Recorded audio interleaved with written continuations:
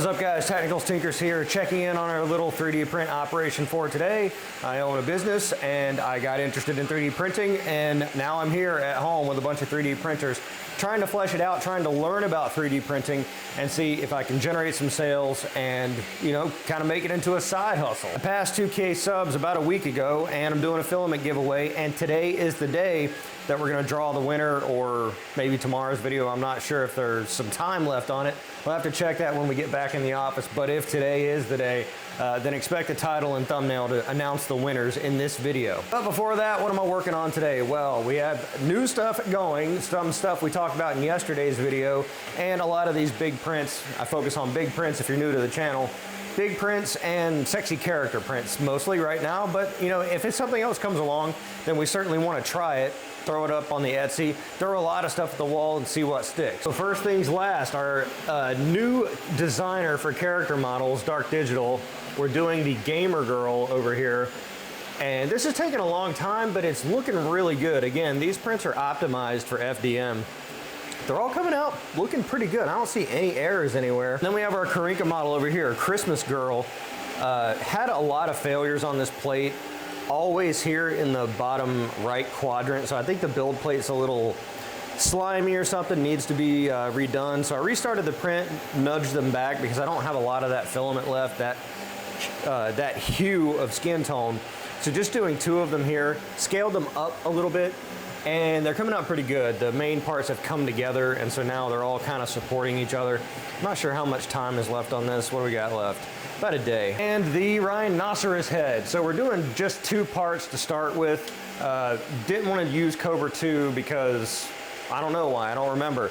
And I'm not using Cobra 3 right now because all the discharge from this is going back there and landing on this. And so I've really got to like develop a solution for that. Maybe just a real big garbage can, or I can print some kind of like funnel to bring it into a garbage can. Over here on Cobra 4, another section of the rhino head using lightning infill this time. Seems to be like the way I should be going from here on out on these big prints. My only like concern with this one is that like this lightning infill is going, I don't know if you could really pick it up because it's black, but like this brick, you know, it's kind of at an angle. Like that's way out in space, that piece of lightning infill. So I'm hoping that doesn't, because if that fails, then the rest of the lightning can't really come up to support it. So maybe in the future increase the percentage infill of lightning just so I get a little more support.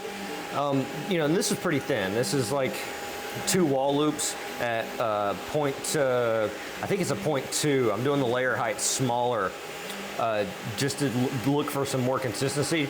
Surface finish is coming out really nice, so I'm not sure how much time's left on this, probably a lot. 18 hours. So not too bad, not too great, but we'll see how it comes out. And is it working, lads? Has it failed yet? I know a lot of you have bated breath, waiting for it to fail. A lot of you want it to fail for some reason. Well, that's not nice at all. Maybe it has failed. I haven't really looked at it too deeply. The enormous Moai head, it looks good.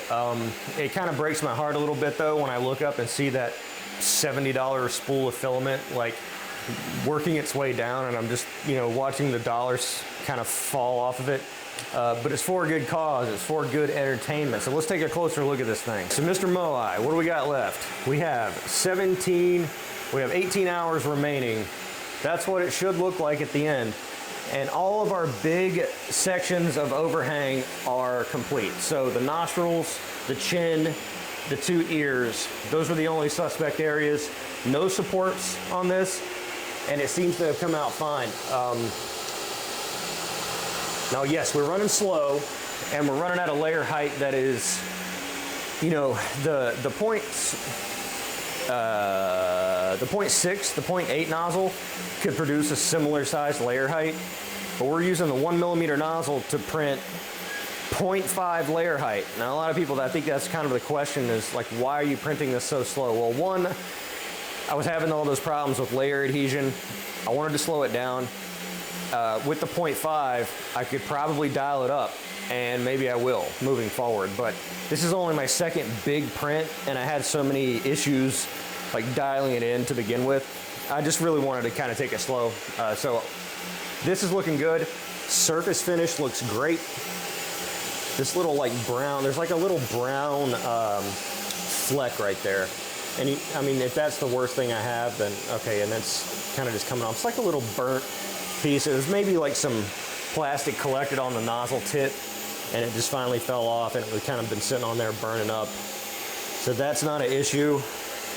Again, like nostrils, overhang on the nostrils. Let's take a peek. Just fine, no issue really at all. And this thing again is rock solid because it's double wall, 1 millimeter width, so that's, you know, 2.4 plus like a little bit of infill, like a 5%, 10% somewhere in there. And it's completely hollow. I want to put something down in there, but I know it's eventually going to get closed up. Looking really nice. We don't want to take any chances. Let's put our little impromptu enclosure on here. If you're one of those smart people that like sells laser cut plexi or whatever, or glass enclosures for the Giga, and you want to advertise on my channel and send me one for free, I'm very happy to accept one. My email's probably in the beginning of the video, so reach out, send me a free one, and I'll mention it every single time that I show the Giga. All right, so what else am I working on? Let's see if I can hold this together. Finished the painting up on this most recent version of the Colt Python. Did a brown, so like a wood sort of handle with that aluminum finish here. So got to, I'm just gonna glue this one together. That whole saga about making it into a two-part thing, I don't think I'm gonna need it, because through that process, I ended up making this a little bit smaller, and I don't think it's gonna be an issue sending it in its full size without incurring like the oversized shipping charge. So that's there.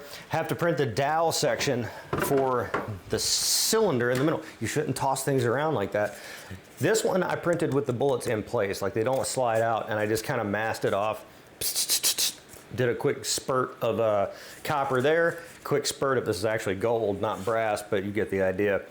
Through there, the dowel slides through the center, and this thing spins. So like some, you know, functional living art, I guess. Someone very kind reached out as well with a sort of a concept for the RC car. Been wanting to work on that for a while, and got everything listed on the Etsy that I wanted to get listed on the Etsy.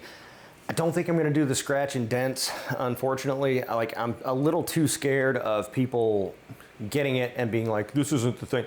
Like them being upset because it's not, like, you know, there's clearly problems with it. And so I don't want to invite in that issue. And so, you know, previously my rationale was like, you know, well, I might as well put it on there because otherwise it's going to be $0. So I might as well get $20 versus $0. But is the opportunity to make that $20 worth the potential pitfalls and losing star seller status and having to deal with CRMs and stuff like that? To me, no. So I'm probably gonna, I'll probably leave them, they're right here.